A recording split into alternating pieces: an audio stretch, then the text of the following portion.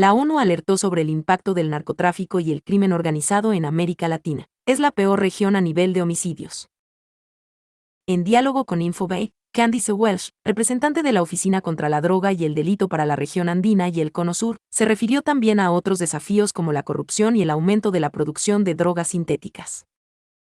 La Organización de las Naciones Unidas, ONU, alertó sobre la expansión del narcotráfico y la violencia producida por el crimen organizado en América Latina. La Oficina contra la Droga y el Delito, UNODC, por sus siglas en inglés, aclaró, no obstante, que esos no son los únicos desafíos que debe afrontar la región. Al respecto, también puso el foco en graves problemas que están creciendo como la corrupción, el tráfico de armas, la trata de personas y el preocupante crecimiento en el consumo de drogas ilícitas. En el marco de su viaje a Buenos Aires para la firma del primer proyecto conjunto contra las drogas entre la ONU, Estados Unidos y Argentina, la representante de la UNODC para la región andina y el Cono Sur, Candice Welsh, encabezó un encuentro del que participó Infobay. La funcionaria canadiense sostuvo que la estructura del narcotráfico es mucho más compleja en la actualidad que en épocas anteriores. Un Pablo Escobar tenía control de toda la cadena de producción hasta las ventas finales. Ahora no, es mucho más complejo que esto. Hay grupos que están cultivando y procesando toda la cocaína. Hay también a nivel transporte. Otros grupos se ocupan de la distribución. Según detalló, hay grupos totalmente nacionales y otros que tienen una red regional. Advirtió, además, que muchas veces se producen conflictos de intereses entre esas organizaciones criminales, lo que lleva a múltiples hechos de violencia. Si miramos, por ejemplo, homicidios, los peores están en México, pero hay también en Colombia y en muchos otros países. Latinoamérica es la peor región en el mundo a nivel de homicidios. Esto muestra el impacto de las drogas y la criminalidad que hay en la región. En el marco del encuentro que encabezó en la capital argentina, Welsh dialogó con Infobae y remarcó la necesidad de trabajar conjuntamente entre organismos internacionales y los países para contener los crecientes hechos de violencia. Una cosa que he visto es que los países del Cono Sur antes estaban un poquito protegidos de lo peor, de la violencia. Ahora vemos que hay riesgos de esto aquí también en el Cono Sur. Por eso es importante reforzar los programas que tenemos en la región y poder prevenir problemas tan serios como los hay en otros países más al norte. Si bien sostuvo que hay países en los que los niveles de homicidios han bajado, como el caso de Colombia, reconoció que en otros casos ha habido retrocesos significativos. Uno de ellos es Haití, país al que viajó la representante de UNODC antes de asumir el cargo. Es una situación horrible y tan triste realmente, es control total de los gángsters que están ahí, es horrible. Welsh reconoció que para que esta estructura criminal funcione, estos grupos sacan provecho de la corrupción. Para facilitar todo eso necesitan lavar todo el dinero que viene del narcotráfico. Muchas veces hay otros actores que ayudan con esta parte y para facilitar todo esto hay también corrupción. Consultaba por este medio sobre cómo trabaja su oficina con gobiernos que están señalados de tener estrechos vínculos con el narcotráfico, como Venezuela y Bolivia, entre otros. La funcionaria comentó que desde Naciones Unidas trabajan con muchas autoridades diferentes. Por ejemplo, en Colombia tenemos trabajos con ministros, departamentos, municipios. La idea es apoyar sus esfuerzos pero también comprender lo que está pasando y de tener siempre un enfoque sobre anticorrupción. Hay países por el momento donde no trabajamos con proyectos específicos, pero hay siempre responsabilidades. Apoyamos mecanismos de evaluación, de implementación, de convenciones, agregó. Según opinó, la corrupción facilita todos los tipos de criminalidad. Durante su presentación, comentó que en 2021 se registró un aumento importante en las hectáreas de producción en los países que cultivan cocaína. El mayor incremento se dio en Colombia, con un 40%, seguido por Perú, 30%, y Bolivia, 4%. Luego, apuntó, están los países considerados de tránsito, entre los que se destacan Ecuador, Brasil, México y más recientemente Argentina. El flujo va, principalmente, hasta el norte de América, Estados Unidos y Canadá, y hacia Europa. Pasan por África para entrar en Europa, y eso tiene consecuencias muy graves, porque en el África Occidental son países muy pobres y no tienen suficiente capacidad de enfrentar este problema. Eso lleva a un aumento de la violencia, del consumo problemático de drogas y de la corrupción. La especialista señaló que Norteamérica sigue siendo el mercado más grande, seguido de Europa, pero advirtió que en Sudamérica también es muy grande. Creo que tenemos tendencia a olvidar esto, de pensar que es Norteamérica y Europa. Pero también hay un consumo problemático en la región. Sin embargo, aclaró que la cocaína no es el único riesgo en la región, ya que las organizaciones criminales constantemente buscan innovar en la producción de drogas sintéticas y sustancias psicoactivas. Vemos en muchas partes del mundo que el mercado de drogas sintéticas es súper importante, con daños e impactos muy negativos. Hasta ahora no es un problema tan serio aquí en la región de Sudamérica, pero hay riesgos. Citó como ejemplo el caso del fentanilo en Estados Unidos, y señaló que hasta fines de 2021 había más de 1.100 sustancias nuevas. La UNOCDE no solo busca detectar los precursores químicos para la producción de drogas sintéticas, sino también los precursores químicos.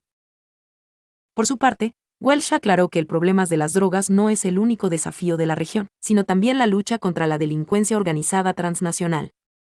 El tráfico de armas es otro grave problema en la región. Hay muchos otros tipos de tráficos. La trata de personas que está afectando a todos los países de adopción y está igualmente cambiando. Vimos, por ejemplo, trata de personas que vienen desde otras regiones hasta aquí. Igualmente, hay muchos delitos ambientales, que son importantes para el futuro de todo el planeta. Vemos mucha tala ilegal, minería ilícita y también de tráfico de fauna.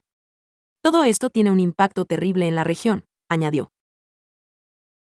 La representante de la UNOCDE dijo que la prioridad ante esta serie de desafíos es la de reforzar la prevención y la justicia penal. Muchas veces olvidamos que es más importante prevenir que tratar de combatir algo después. Para eso, destacó que la ONU trabaja para reforzar la capacidad de las autoridades de los gobiernos en todos los niveles, y afirmó que también trabajan de cerca con la sociedad civil, la academia y el sector privado. No podemos hablar de corrupción sin también pensar cómo vamos a trabajar con el sector privado. La sociedad civil es un actor clave en todo esto, concluyó. El impactante momento del colapso de edificio en Tijuana, vecinos denunciaron el peligro hace años. La presidenta municipal señaló como principal responsable a su antecesor. En las últimas semanas, la ciudad de Tijuana en Baja California ha registrado intensas lluvias, mismas que han causado varios estragos como inundaciones, deslaves y derrumbes. En el fraccionamiento La Sierra, en la calle Tarahumara, varios edificios se encontraban en una zona peligrosa, por lo que se les pidió a los habitantes de la zona evacuar desde finales de marzo. Si bien, las autoridades comenzaron a tomar medidas según los protocolos, lo inevitable pasó, y uno de los edificios terminó por colapsar. El edificio cayó alrededor de las 7 p.m. del sábado 1 grado de abril, mientras bomberos y gente de protección civil rodeaba el inmueble para evitar cualquier accidente. En los videos que se han compartido en redes sociales se puede ver cómo en menos de 30 segundos el inmueble cae desde un barranco y se desploma por completo. Además, llama la atención la ubicación de los edificios, mismos que fueron construidos en una ladera que paulatinamente sería un peligro para sus habitantes, justo como mucha gente lo manifestó en redes. Tras un derrumbe, 2 edificios en Tijuana, Baja California colapsaron. Fueron un total de 12 departamentos los que fueron evacuados, alrededor de 40 personas, mientras que todo el Boulevard Cuauhtémoc Sur, que colinda con el fraccionamiento, se mantiene cerrado hasta que todos los escombros sean limpiados. Si bien, las lluvias recientes fueron la causa principal de este incidente, lo cierto es que la estructura de los edificios era muy endeble, a tal grado que el edificio que colapsó solo llevaba 2 años de haberse construido. Desde que el fraccionamiento fue inaugurado, la gente de alrededor veía muy peligrosa la construcción, pues constantemente se veían tabiques, piedras y todo tipo de material cayendo por el acantilado donde los edificios estaban erigidos. Tal fue la preocupación de la gente de la zona que desde 2022 existe un perfil en Twitter que lleva por nombre cuenta que avisa cuando caiga edificio en Flamingos, donde los usuarios compartían anécdotas, memes y toda clase de contenido en torno a los polémicos edificios. A pesar del peligro inminente, muchas personas vivían en los departamentos de los edificios, con rentas que iban desde los 6.800 pesos MXN hasta los 10.200 pesos MXN. Sin embargo, el peligro todavía no ha acabado. Bernardo Villegas, director de Protección Civil en Tijuana, declaró podría haber un efecto dominó con el resto de los edificios en la zona, por lo que nuevos derrumbes podrían suscitarse en los próximos días. Los deslaves y derrumbes son un problema muy común en Tijuana. Montserrat Caballero, alcaldesa de la ciudad, la comparó con un mazapán y un poblorón debido al suelo tan endeble que tiene en gran parte de sus 637 kilómetros cuadrados. Muchos medios y la misma Montserrat culpan a los anteriores gobiernos por permitir que edificaciones tan peligrosas, como la del fraccionamiento La Sierra, se llevaran a cabo. Tras definir a Tijuana como un polvorón y un mazapán, la presidenta municipal Montserrat Caballero generó todo tipo de memes en redes. Según fuentes de la jornada, Caballero ha puesto como el principal responsable de este incidente a Arturo González, expresidente municipal y actual diputado federal por el Partido Verde Ecologista de México. Aparentemente, ya comienza una investigación en su contra. Sin embargo, el edificio que cayó este sábado es solo uno de los 1.500 que están en riesgo de desplomarse en toda Tijuana. Las colonias Sánchez Taboada y Camino Verde son las zonas donde se concentran más zonas de riesgo con 657 y 351 viviendas están al borde del colapso. Tan solo en lo que va de 2023, Tijuana ha sufrido 3 desastres que tienen que ver con el suelo. En enero, el puente conocido como el Chaparral tuvo que ser cerrado tras presentar una grieta que suponía un enorme riesgo para los automóviles. A mediados de marzo, una barda en Loma Bonita se derrumbó por las lluvias y ahora, un edificio se cae dejando a decenas de personas sin hogar. Checo Pérez quedó en quinto lugar del accidentado GP de Australia, locura de carrera. El piloto de Red Bull protagonizó una destacable remontada en el circuito semicallejero de Albert Park, Melbourne. El mexicano Sergio Checo Pérez culminó en el quinto lugar del accidentado Gran Premio GP de Australia tras protagonizar una destacable remontada de más de 10 lugares. El piloto de Red Bull había largado desde el lugar 20 de la parrilla luego que su RB19 presentó diversas fallas durante las clasificaciones del pasado 1 de abril en el circuito de Albert Park, en Melbourne. Y aunque la competencia del continente oceánico implicó el abandono de 8 pilotos de 5 escuderías diferentes, incluidas Ferrari y Mercedes-Benz, el oriundo de Jalisco logró colarse en el top 5 de la tabla final y defender su segundo lugar en el Campeonato Mundial de Pilotos ante Fernando Alonso, Aston Martin, aunque ello también implicó distanciarse por 15 puntos de su compañero y actual campeón, Max Verstappen. Pese a ello, Pérez se mostró optimista en sus redes sociales con el resultado al que señaló una buena recuperación, minimización de daños para la escudería austriaca, la cual aún se mantiene al frente del campeonato de constructores. ¡Qué locura de carrera! Al final tuvimos una buena recuperación y logramos minimizar el daño de un sábado muy frustrante. Buen resultado para el equipo al final. El GP de Australia trascendió por los inconvenientes presentados de inicio a fin de la contienda, un par de banderas rojas, safety cars e inconvenientes en los monoplazas y algunos accidentes agregaron nerviosismo y estrés a la tercera etapa de la Fórmula 1, F1, 2023. Fueron pocos minutos después que las luces verdes marcaran el inicio de la carrera cuando Charles Leclerc, Ferrari, derrapó hacia la grava provocando su temprana salida del circuito de Albert Park y la entrada de un primer safety car. Para entonces, la dupla inglesa de Mercedes-Benz, Lewis Hamilton y George Russell, defendían las dos primeras posiciones, con este último a la cabeza, del neerlandés Verstappen, quien acechaba desde el tercer puesto.